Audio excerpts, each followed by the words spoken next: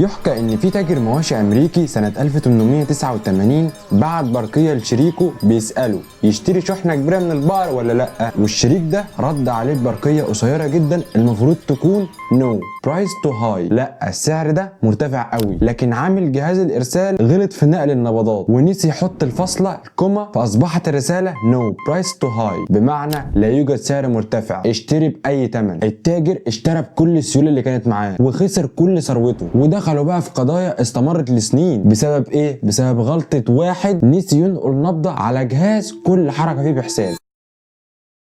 الرسام الامريكي سامويل موريس كان في واشنطن العاصمه بيرسم لوحه زيتيه ضخمه للكونجرس القديم بناء على طلب القائد الفرنسي لافييه، وعلى الطرف الثاني زوجته لوكريشا ووكر في بيتهم في نيو هيفن في ولايه كونيتيكت الامريكيه، يعني المسافه بينهم حوالي 480 كيلومتر. عشان في يوم 7 فبراير 1825 يبعت له ابوه رساله عن طريق البريد السريع اللي كان يعتبر الخيول وقتها، بيقول له فيها ان زوجته مريضه قوي بعد ولاده طفلهم الثالث ولازم باقصى سرعه يرجع فورا. زوجتك خلاص بتموت، يا تلحقها يا ما تلحقهاش، سيب اللي في ايدك وتعالى فورا. والراجل الصراحه ما كانش جاحد، الرساله هي اللي استغرقت ايام طويله على ما وصلت له في واشنطن، عشان بمجرد ما موريس يقرا الرساله يسيب اللي في ايده وينطلق فورا على البيت. لكن بمجرد ما يوصل كانت زوجته بالفعل توفت، واكتشف انه لا مش بس زوجته ماتت، لا ده اتدفنت كمان. موريس ملحقش حتى لا يودعها ولا يحضر جنازتها، والحادثه دي سابت ندبه نفسيه كبيره عنده. فكره ان الانسان يبقى مش عارف حاله اغلى الناس عنده لمجرد ان المعلومه بطيئه كانت فكره لا تحتمل بالنسبه له، ودخل في حاله من الحزن العميق وبدا هوسه في فكره قهر المسافات. سال نفسه سؤال وجودي: ليه الرساله ما تمشيش بسرعه البرق؟ ليه استنى واحد زي الخيال اللي انا ما اعرفوش ده؟ هل هيوصل مش هيوصل؟ ايه ظروف الطريق معاه؟ ايه ظروفه هو شخصيا؟ في حين ان في حياه واحد تاني على المحك.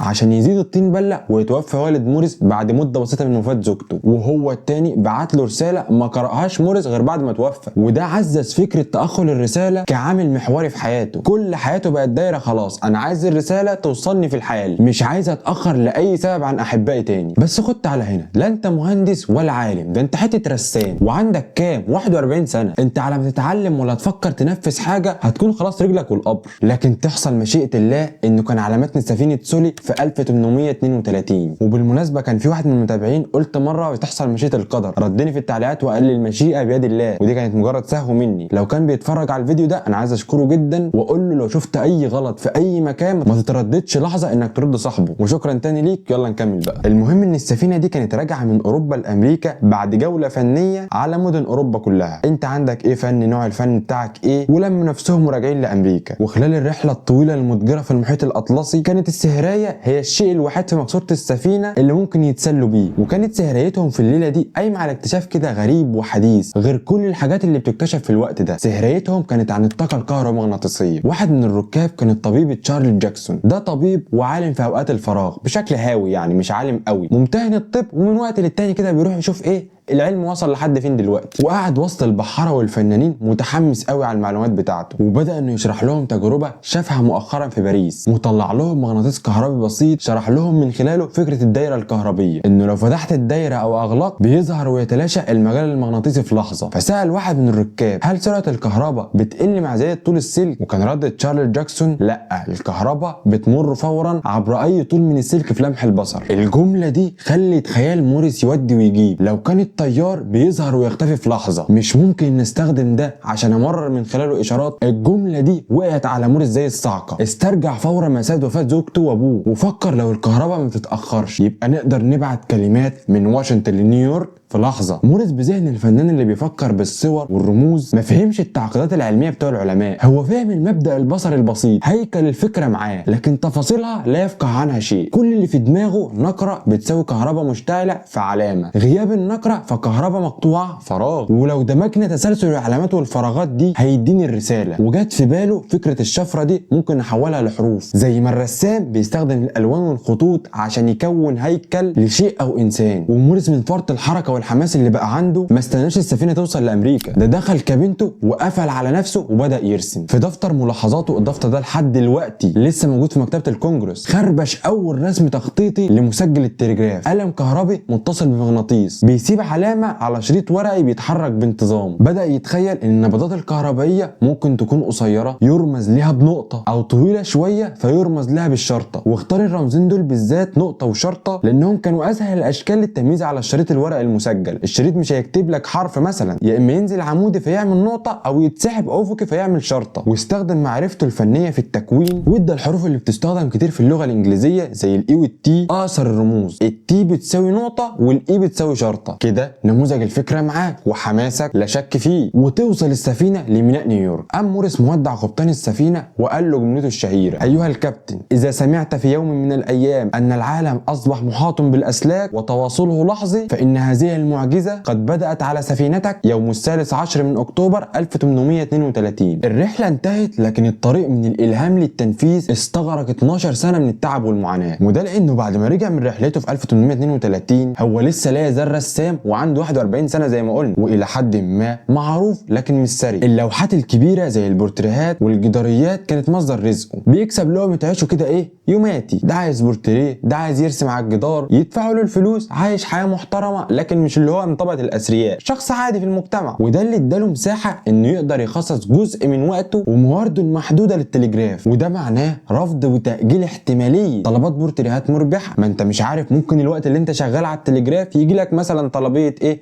تعالى ارسم لنا الجدار الفلاني، اعمل لنا بورتريه، فانت هترفض مقابل الحلم الكبير طويل الامد. وفعلا اهمل مشاريع فنيه كبيره كان يطمح ليها، زي لوحه تاريخيه كان طالبها الكونجرس، لانه من اعماقه كان حاسس ان هو يدخل التاريخ من الجهاز اللي هو بيحاول يخترعه، وحس كده اللي هو ايه، انا رسام مش اللي هو فاشل، بس يعني مش الدنيا مش هتقف عليا، فاللي هو ما تيجي اترك الفن خالص، اسيب العجينه الخبازينها. وفعلا ترك الفن خالص وتفرغ تماما لمشروعه. وفي رسائله اظهر حزن عميق لاختياره، لكن كان مقتنع بفكرته، مؤمن باللي عايز يعمله. لكن لا، التلجراف يعني ايه، مشواره طويل وما جابلوش قرش لسنين، وانا بصراحه كده عندي عيال عايز اربيهم وعايز اعيش يا اخي. فاضطر ان هو يبحث عن وظيفه بدخل ثابت عايش منها انا وعيالي، عشان في 1835 يقبل منصب اول استاذ للرسم والنحت في جامعه نيويورك. وذكر انه عشان يوفر ايجار السكن كان بينام على سرير بسيط في نفس الاوضه اللي بيعمل فيها تجاربه. واحد من طلابه حكى ان موريس قال له: انا ما اكلتش حاجه بقالي 24 ساعه. بيشحت من الطلبه، بيعلم الطلاب كيفيه الرسم والتخيل في النهار، وفي الليل في مختبر الجامعه شغال على آلة تقنيه بحته بعيده تماما عن الفن. بيستخدم استوديو في الجامعه كمختبر للتجارب، بل ان بعض النماذج الاوليه من الجهاز اتبنت هناك. كل قرش كان بيجيله من تدريس الرسم كان بيشتريه ببطاريه سلك نحاس، لدرجه انه اهمل الرسم تماما وبقت لوحاته متطربه في الركن. لكن مع كتر فشله في التجارب اللي كان بيعملها اكتشف انه ما يعرفش حاجه، شبه جاهل في الكهرباء والفيزياء. كل علمه اللي شغال بيه يقتصر على المحاضره البحريه اللي اسمها من الدكتور تشارد، وعشان يتعلم او يخش جامعه في سنه ده الناس هتقول عليه عبيط، فقرر انه يعلم نفسه بنفسه. انغمس في الكتب العلميه المتاحه وقتها، خاصه اعمال مايكل فاراداي وبنجامين فرانكلين واي حد غيرهم بيتكلم عن الطاقه الكهرومغناطيسيه. ساعات كتير لا تحصى بيمضيها في لف الدوائر الكهربيه، توصيل الدوائر، اختبار البطاريات اللي معظمها في الاخر بتفشل وتنفجر في وشه. لذلك بدا انه يصير علماء زي ليونارد جيل اللي علموا ازاي يقوي الاشاره الكهربائيه باستخدام حاجه اسمها المرحلات اللي بتحافظ لك على قوه الاشاره عشان ما تموتش في السلك الطويل. وعالم فيزياء رائد تاني اسمه جوزيف هنري ساعده نظريا، لكن ما شاركش اسمه في الاختراع، وده هيسبب مشاكل بعد كده، بس ما تقلقش يا اسطى، اديني ذكرتك انا في الحلقه بتاعتي اهو. جوزيف هنري، يلا يا عم روق. المهم ان اهم شخص عرفه من الناس دي كان الفريد فيل. ادرك مولر انه محتاج لايد تقنيه ماهره تنفذ افكاره. انت مش سبايدر مان يعني، هتفكر وتصمم وتنفذ كمان الفكره وحديك. والفريد ميكانيكي ومصنع ادوات موهوب، ده صاحب ورشه، وانت ما تعرفش يعني ايه صاحب ورشه، يعني عنده فلوس وعنده الات. وقابله موريس في 1837 واكتشف بالصدفه البحته انه كان طالب سابق عنده بيعلمه الرسم. واهم نقطه ان عيلته بتمتلك مصنع حديد، وده هيوفر لموريس حاجتين وهي التمويل. ابو الفريد قال له: ما يهمكش يا ابني، الفلوس اللي انت عايزها هتكون تحت رجليك. وقام ممول ابحاث موريس، والفريد نفسه هو اللي هيحول جهاز موريس من عباره عن خشب وخرده لجهاز معدني دقيق. كتير من المؤرخين بيقولوا ان شفره موريس بشكلها النهائي اللي بتعتمد على تكرار الحروف الاكثر استخدام هي في الحقيقه اختبار من الفريد فيل، لكن موريس استغل اسبقيته وسجلها باسمه. لكن احنا ما يهمناش دي بتاعه بتاعت مين ومش بتاعت مين، اهم حاجه صاحب الفكره والتنفيذ. اتفقوا هما الاثنين على ان الشركه تكون بالنص 50-50. موريس هيقدم الفكره وشفره الرؤيه، ويقدم فيل المهاره الميكانيكيه والتمويل الجزئي والتصنيع. وفعلا بداوا يخترعوا مع بعض اجزاء حيويه زي المفتاح التلجراف العملي ونظام التحكم في الطيار. والفريد فيل بماله الخاص ساهم في تطوير النموذج الاولي وتسجيل براءه الاختراع. فيل كان المترجم الهندسي لعقل موريس المفكر، عشان بعد نجاح النموذج سنه 1837 كان حلم موريس الاكبر ان الحكومه الامريكيه تشتري اختراعه وتنشئ شبكه تلجراف وطنيه. وده طبعا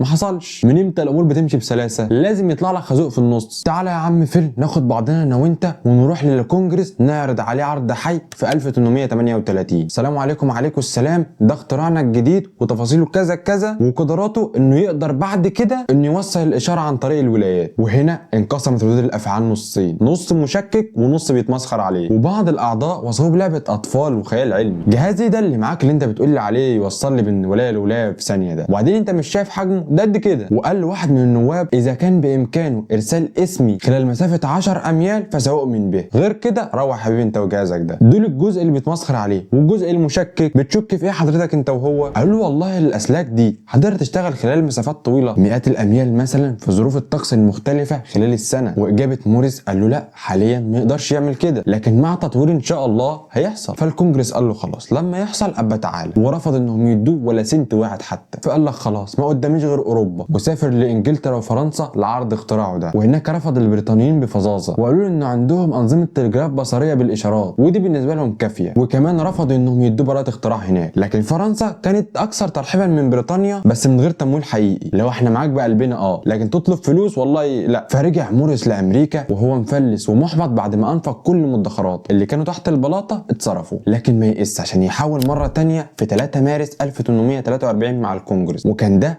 اخر يوم في دوره انعقاد الكونجرس الامريكي. موريس كان طالب من الحكومه $30,000، مبلغ ضخم قوي وقتها. ليه يا باشا؟ قال لهم عشان ابني اول خط تلجراف بين واشنطن وبالتيمور بشكل عملي نجربه على الارض، مش انتوا شككتوا فيه زمان، خلاص ادوني فلوس اثبت لكم ده. وقعد في شرفه الكونجرس طول اليوم بيراقب التصويت، فلوس رايحه الاختراع ده فلوس جايه، وهو قاعد فوق بيهش دبان اسمه ما ذكرش، عشان قبل نص الليل بكام ساعه لقى ان في 140 مشروع لسه ما خلصوش لسه هيتعرضوا. ففقد الامل خالص بقى، اللي هو انت كده لو خلصوا ال 140 مشروع دول ممكن يفكروا انهم يمولوا مشروع ده ان ما ظهرش واحد فيهم بس يقضي على احلام. فقال لك انا اخدها من قصرها وارجع خلاص، وفقد الامل خالص. رجع الفندق دفع حساب غرفته اللي كان اخر قرش معاه، وحجز تذكره القطر عشان يرجع بلده وهو مهزوم وناوي انه يعتزل الاختراعات خلاص، عشان تاني يوم الصبح يخبط الباب وهو بيفطر وتدخل عليه بنت شابه متحمسه جدا اسمها اني إلسورث، بنت مفوض براءات الاختراع وصديق موريس. قالت له مبروك يا عم موريس. على ايه يا بنتي؟ انا مروح خلاص. قالت له لا تروح ايه بقى، ده الكونجرس وافق على مشروعك في اخر دقيقه قبل ما يقفلوا. موريس من كتر الفرحه اللي جات له وعد اني وقال لها بما انك انت اول واحده جات لي بالخبر ليكي عندي هديه مش هينساها التاريخ، اول رساله هتتبعت بالتليجراف انت اللي هتختاري نصها يا اني، عشان بعد سنه من الشغل والتعذيب في مد الاسلاك وتحديدا في 24 مايو 1844 موريس قعد في غرفه المحكمه العليا في واشنطن، والفريد قعد في محطه القطار في بالتيمور. واني اختارت جمله من الانجيل من سفر العدد بتقول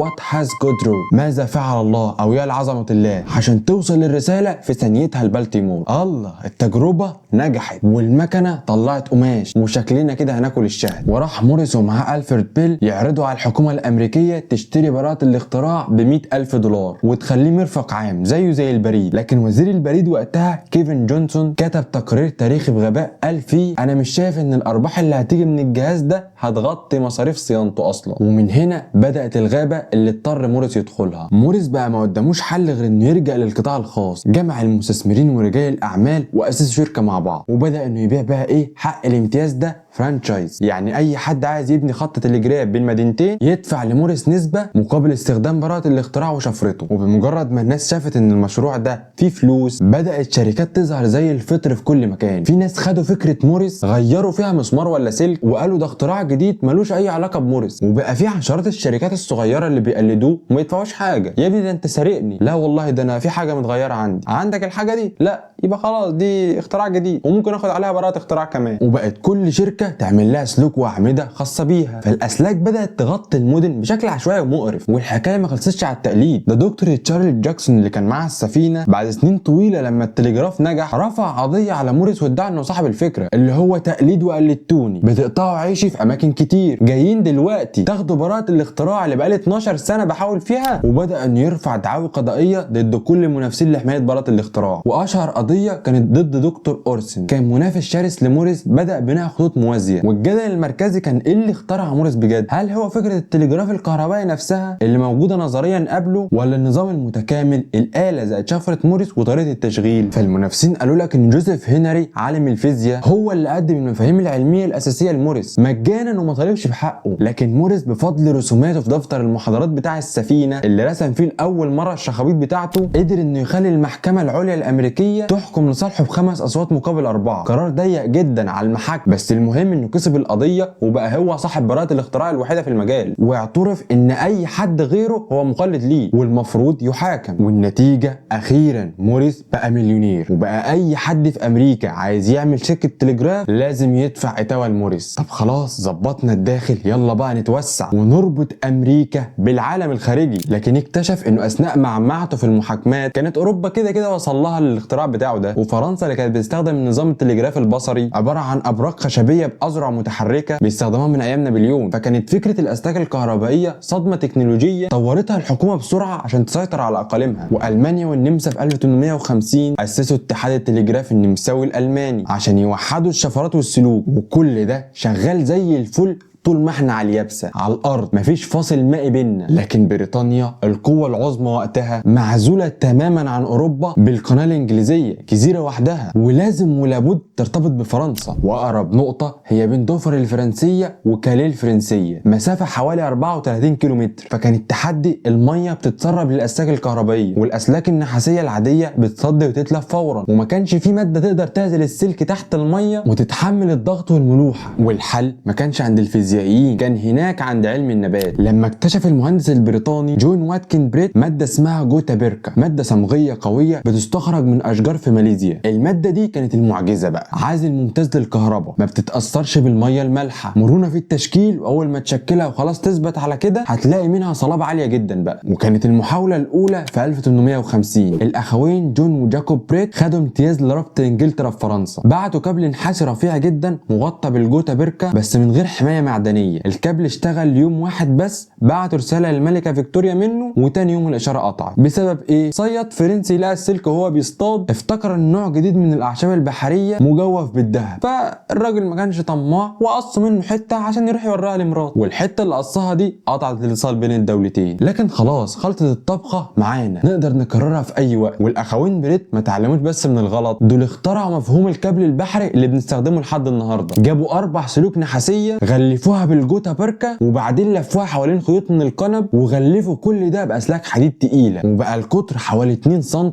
والطول 4 كيلومتر، ووزنه ايه؟ اتضبل بقى اطنان، وده خلاه يغطس في قاع المحيط ويبقى محمي من السفن والصيادين. وفي اغسطس 1851 السفينه البخاريه جولياس بدات العمليه، والتحدي كان ازاي تحط كابل في قاع المحيط بعمق 50 متر وانت شايله على سفينه، مين اللي هينزله ده؟ والحل كانوا ان يلفوا الكابل على بكره ضخمه في مؤخره السفينه ويمشوا ببطء شديد 2 عقده بس في اثناء ما الكابل بيغوص. والكارثه الاولى كانت في نص الطريق، الكابل اتقطع وغرق، فحاولوا مره تانية بعد اسابيع باستخدام كابل جديد واساليب اكتر حذرا. وفي 25 نوفمبر 1851 الساعه 9 مساء كانت اول رساله تلجرافيه تقطع القناه الانجليزيه تحت البحر. وبعد نجاح الكابل في القناه الانجليزيه الصغيره نسبيا 34 كيلومتر طموح البشر اتجنن. السؤال بقى هل نقدر نربط امريكا بانجلترا؟ احنا بنتكلم عن مسافه تقدر ب 3000 كيلومتر، ده فين؟ ده في محيط عمقه 4 كيلومتر، في وقت المراكب لسه بتمشي بيه الشراع والابخره البدائيه. لكن كان في رجل اعمال امريكي اسمه سايرس فيلت ما يفهمش في الكهرباء لكن عنده ايمان اعمى بالفكره، جمع المستثمرين ورجال الاعمال واقنع الحكومتين الامريكيه والبريطانيه بتمويل المشروع، واخد سفينتين من كل دوله عشان يساعدوه في نشر الكابلات. بس المشكله ان مفيش سفينه في العالم في الوقت ده تقدر تشيل كابل كابل طوله 3000 كيلومتر ووزنه آلاف الأطنان، والحل كان انهم يقسموا الكابل ده على سفينتين حربيتين ضخام، السفينة الأمريكية نيجارا والتانية البريطانية أجيميمنون. الخطة كالتالي: كل واحدة هتطلع من طرف وهيتقابلوا في نص المحيط، يلحموا السلكين في بعض كويس وكل واحدة هتمشي في اتجاه. وفي المحاولة الأولى يتقطع الكابل بعد مسافة صغيرة ويغطس في الأعماق. فشل ذريع وخسارة بالملايين عشان يجربوا مرة تانية، ولكن المرة دي العواصف تقوم بالواجب. السفينة نفسها مش الكابل كانت هتغرق، والكابل اتقطع تاني، والناس بدأت تقول على سايروس فيلت انه غبي ومجنون ونصاب. لكن في المحاولة الثالثة السفينتين طلعوا من كلا الاتجاهين، لحموا الكابلات ببعض ووصلوا للشواطئ بأمان، وتم توصيل السلك بين ايرلندا ونيوفاوندلاند في كندا. واول رسالة كانت الملكة فيكتوريا بعتت برقية فيها تهنئ الرئيس الامريكي جيمس بيوكانان. امريكا وانجلترا اتجننوا من الفرحة، ضربوا المدافع احتفالات والناس نزلت الشوارع. العالم يعتبر ان المسافة ماتت خلاص، لكن الفرحة ما كملتش شهر والاشارة بدأت تضعف لحد ما اختفت خالص. ليه؟ كان في عالم كهرباء غبي اسمه وايت هاوس اعتقد انه عشان نبعت الرسالة لمسافة اطول لازم تستخدم فولت عالي جدا، فزود الفولت، والفولت الزيادة ده حرق العازل اللي بيعزل السلك عن المية اللي حواليه، فالكابل اتشوى وباص. فالمشروع انهار والناس فقدت الثقة تاني، وجت الحرب الاهلية الامريكية وقفت كل حاجة بقى من المشاريع حواليها. قبل التلجراف كان القائد بيبعت الاوامر مع فارس على حصان، ممكن الفارس ده يتقتل او يتأخر فالمعركة تخلص والقائد لسه ما يعرفش. لكن في الحرب الاهلية الامريكية سنة 1861 كانت دي اول حرب تلجرافية. الرئيس الامريكي ابراهيم لينكولن كان بيقضي ساعات في مكتب التلجراف بوزارة الحرب، يبعت اوامر مباشرة للجنرالات في الجبهة ويستلم تقاريرهم لحظة بلحظة. التلجراف خلى الحرب مركزية لأول مرة، رئيس الدولة يقدر يدير معركة بتبعد عنه آلاف الكيلومترات من مكتبه. وبقت الجيوش أول حاجة تعملها لما تدخل منطقة هي إنها تدور على سلوك التلجراف وتقطعها عشان تعزل العدو عن العالم. وظهر جنود متخصصين يوصلوا أجهزة التلجراف بأسلاك العدو عشان يتصنتوا على الرسائل المشفرة، عشان بمجرد ما تخلص الحرب الأمريكية سنة 1865 يرجع تاني سايروس فيلت لحلمه القديم بربط القارتين. الناس قالت له يا عم العالم مدمر والفلوس خلصت، فهدى كده شويه وقول هدي مش وقتك خالص انت. لكن انه استغل التطور التكنولوجي اللي حصل اثناء الحرب، وتطور اهم حاجه بقى السفينه اللي هتنقل الكابلات من غير ضياع ولا اي مخاطره. مين اللي شاف الحلقه اللي فاتت؟ جريت إيسترن. كانت دي وحش البحار اللي ملهاش صاحب، مفيش مهمه ملائمه ليها من ساعه ما اتصنعت. سفينه ضخمه صممها العبقري برونيل ومات قبل ما يشوفها بتبحر. كانت السفينه الوحيده في العالم اللي تقدر تشيل 2700 ميل من الكابل النحاس المغلف بالحديد والجوتا بيركا، وزنها يقترب من 7000 طن. بدات السفينه تمده وكل شيء ماشي تمام لحد ما وصلوا لنص المحيط. فجاه الكابل اتقطع وغطس في اعماق المحيط. يخرب بيتك يا سايروس فيلت. حاولوا يستضيفوا خطافات عملاقه لحد ما طلعوا له ارتفاع معين، وبعدين السلك اتقطع تاني ووقع خلاص مش هيعرفوا يجيبوه. السفينه رجعت لانجلترا تاني منكسره، والناس افتكروا ان المشروع خلاص انتهى. لكن سايروس فيلت ما يئس، جمع مستثمرين جدد وعملوا شركه تانيه ب 1866، وتنطلق جريت إيسترن بكابل تاني محسن واقوى. المره دي المحيط كان هادي والعمليه مشيت بدقه ساعه سويسريه. في 27 يوليو 1866 توصل السفينه اخيرا لشواطئ نيوفاوندلاند في كندا، ويتم توصيل الطرفين ببعض وتنجح العمليه كلها عشان ترجع السفينه تاني لنص المحيط وتستخدم خطافات متطوره تقدر من خلالها تصطاد الكابل القديم بتاع سنه 1865، ولحموه في سلك جديد وكملوا بيه. والنتيجه بقى في خطين تلجراف شغالين ما بين امريكا وانجلترا، مش خط واحد يا عم. وتمر السنين ودول تروح ودول تيجي، وسائل اتصالات تطلع وسائل اتصالات تختفي، لكن الهند